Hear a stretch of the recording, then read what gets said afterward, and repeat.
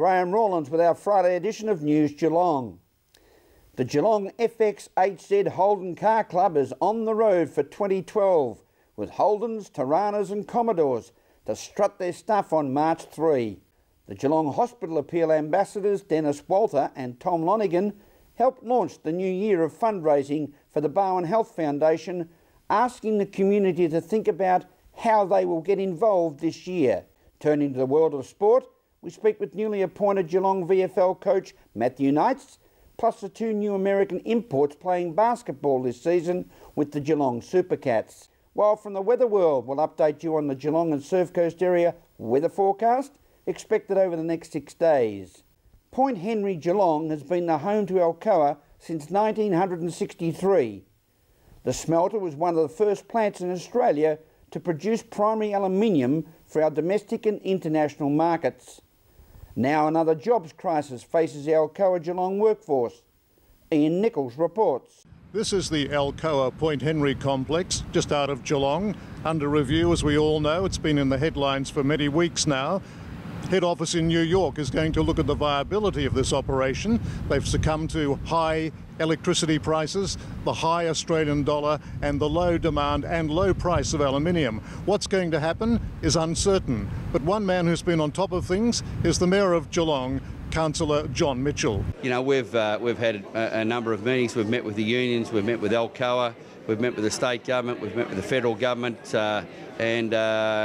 you know, I'll be probably in the States later this year on a trip that I've got organised privately, and I'll certainly, if I can, get over to see their board. So I'll take a bit of a diversion and go and see their board. Well, we know that, of course, there are factors that we've never encountered before: high dollar, low prices for aluminium, etc., etc. So these are extraordinary times for not only the production of aluminium. The high dollar, the cost of aluminium, you know, the commodity price, and not only that, usually aluminium they usually keep about 1 million tonnes of aluminium stored.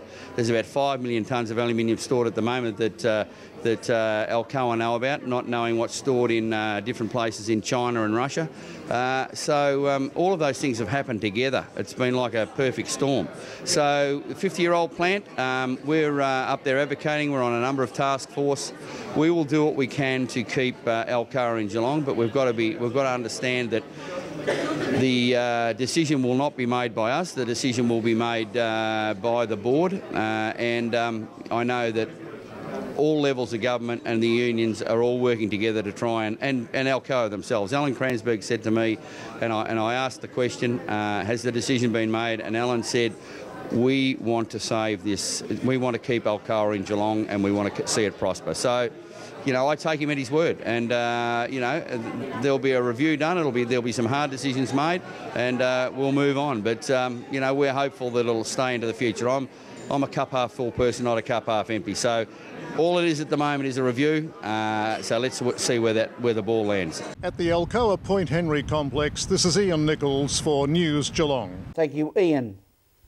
Happy 100th birthday to the Geelong West Tennis Club, tucked away in the quaint village-type streets of Geelong West, with past champions including Theo Rangers.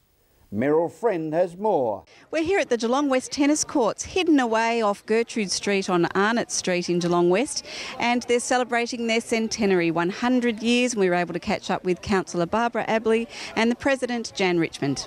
I'm absolutely delighted to be here, and look, there are not too many clubs that can claim to have a history that goes back 100 years and still be operating. So it's a really significant occasion, and just by the sounds of everybody mingling and talking and looking at trophies and old photos, I think it's been a really worthwhile effort by the organising committee. And City of Greater Geelong were able to include some funds for their celebration? Yeah, Meryl, we were delighted to that. Theo, who's been a really strong member of the organising committee, approached me to see whether we could part with any of our hard-earned money from council community grants, and Bramwell Ward was really pleased to be able to provide some money towards helping defray the costs today. All right, and it's a tucked away little courts here. I lived in Geelong West at some time and I never knew it was here. It is. It's it's off Arnott Street, and people have to approach it off Gertrude Street. And of course, they share a car park with a number of other sporting facilities close by, including the Geelong West Bowling Club, which of course is going to be celebrating its 100th anniversary this year as well. You've been here 7 years and now president for the last 2. What sort of changes have you seen happen? Changes I've seen, people are getting older, I know, I know that. The surfaces of the tennis courts has changed. It used to be all asphalt or ontocar, and now it's flexi-play, it's anything. So, And you've only got 2 teams at the moment? Yes, we've only got 2 teams, but we are looking for new people to come. Doesn't matter if you can't play very well, you'll be welcome. And if you want to get in contact with us through the City Council, but ask for Geelong West Tennis Club and they'll refer you. From the Geelong West Tennis Club, Meryl Friend, News Geelong. Thank you, Meryl. Last weekend it was the All Ford Day. Now it is the Geelong All Holden Day, to be held at the Geelong Showgrounds in Breakwater on Saturday, March 3, 2012 by the Geelong FX 8Z Holden Car Club.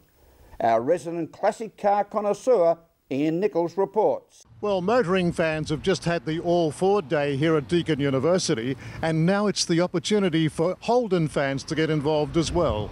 The annual All Holden Day, Saturday the 3rd of March, right here at the Geelong Showgrounds. And we're talking with Kev Hooper, the team captain for the Holden FX 2HZ Club. Yeah, that's one of the biggest Holden days in Victoria at the moment.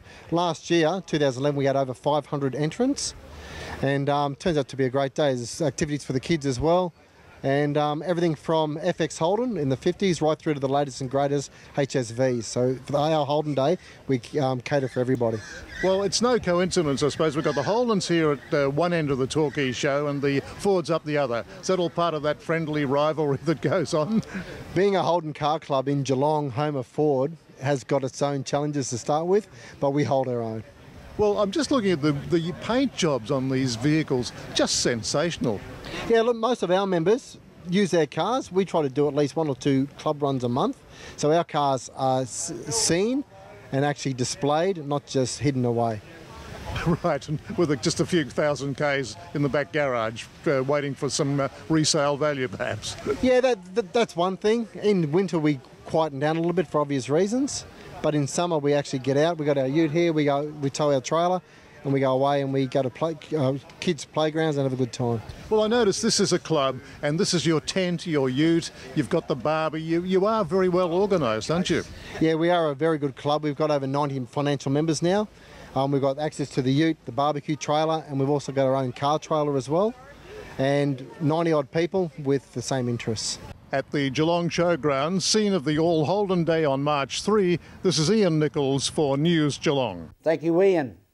As we go to a break on this Friday edition of News Geelong, don't forget you can Twitter us on our Twitter account at NewsGeelong31 with your thoughts and comments.